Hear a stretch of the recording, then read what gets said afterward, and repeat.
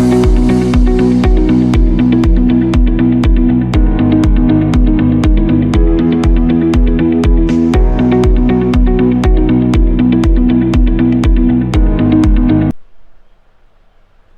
ആൾ, ഇന്ന് നമ്മൾ സംസാരിക്കാൻ പോകുന്നത് നാളെ ഡേറ്റ് 2 ജൂണ് 2026. നാളെ നിഫ്റ്റിക്ക് വീക്കിലി എക്സ്പയർ ഉള്ള ദിവസമാണ്.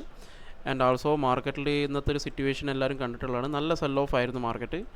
നമ്മളൊരു വ്യൂക്ക് അഗെയിൻസ്റ്റ് ആയിട്ടാണ് മാർക്കറ്റ് പോയിട്ടുള്ളത്. സോ മാർക്കറ്റിൽ നല്ല സെൽ ഓഫ് ആയിരുന്നു.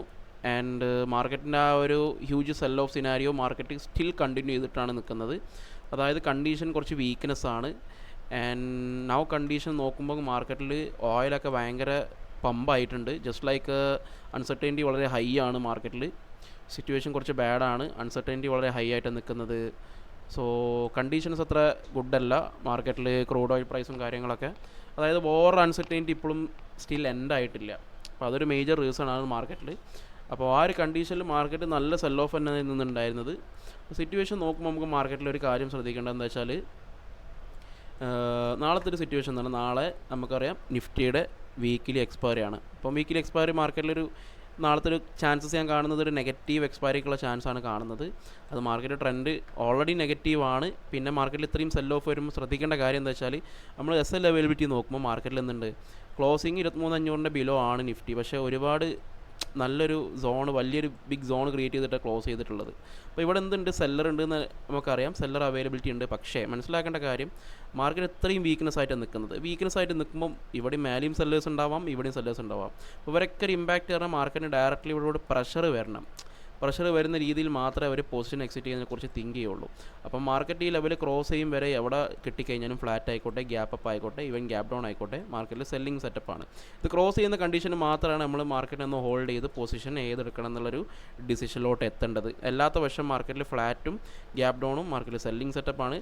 മോസ്റ്റ് ഓഫ് ദി ചാൻസ് മാർക്കറ്റിൽ ഫ്ലാറ്റ് ഓർ ഗ്യാപ്പ് ഡൗൺ ഉള്ള ചാൻസാണ് നാളെ കാണുന്നത്. ഈവൻ ഗ്യാപ്പ് അപ്പ് കിട്ടിയാൽ ഞാൻ പറഞ്ഞത് ഈ ലെവൽ ക്രോസ് ചെയ്തതിന് മാത്രം. അല്ലാത്ത പക്ഷമാണെങ്കിലും മാർക്കറ്റിൽ റിജക്ഷൻ കിട്ടിയാലും നമുക്ക് സെല്ലിംഗ് സെറ്റപ്പിനുള്ള ചാൻസാണ് നാളെ കാണുന്നത് മാർക്കറ്റിൽ. അപ്പം most of the chance gap down ഉള്ള ചാൻസാണ്. ഗ്യാപ്പ് ഡൗൺ ആകുമ്പോൾ നമ്മൾ ശ്രദ്ധിക്കുക, പോസിറ്റിവിറ്റി പെട്ടെന്ന് കവറപ്പ് ചെയ്തില്ലെങ്കിൽ നമുക്ക് ക്വിക്ക് ട്രേഡ് എടുക്കാൻ പറ്റത്തില്ല. ഗ്യാപ്പ് ഡൗൺ ശേഷം മാർക്കറ്റ് നെഗറ്റീവ് ആവുന്നുണ്ടെങ്കിൽ ഒന്ന് ഡൗൺ വെയിറ്റ് ചെയ്തിട്ട് വേണം മാർക്കറ്റിൽ ട്രേഡ് എടുക്കാൻ. മാർക്കറ്റ് മേ ബി പ്രൈസ് ആക്ഷനിൽ ഒന്ന് ട്രാപ്പ് ചെയ്യാൻ ചാൻസസ് ഉണ്ടാവും. അതാണ് കണ്ടീഷൻ കാണുന്നത്. നിഫ്റ്റിയിലെ കണ്ടീഷനും സിമിലർലി സെൻസെക്സിനും സെയിം ആണ്. നമുക്ക് മാർക്കറ്റിൽ ഞാൻ പറഞ്ഞ പോലെ സെൻസസിലായാലും ഈ 75,000 ലെവലുണ്ട്. അത് മാർക്കറ്റിൽ പ്രഷർ വരുന്നവരെ മാർക്കറ്റിൽ flat, gap up, gap down, selling സെറ്റപ്പിനുള്ളൊരു ചാൻസാണ്.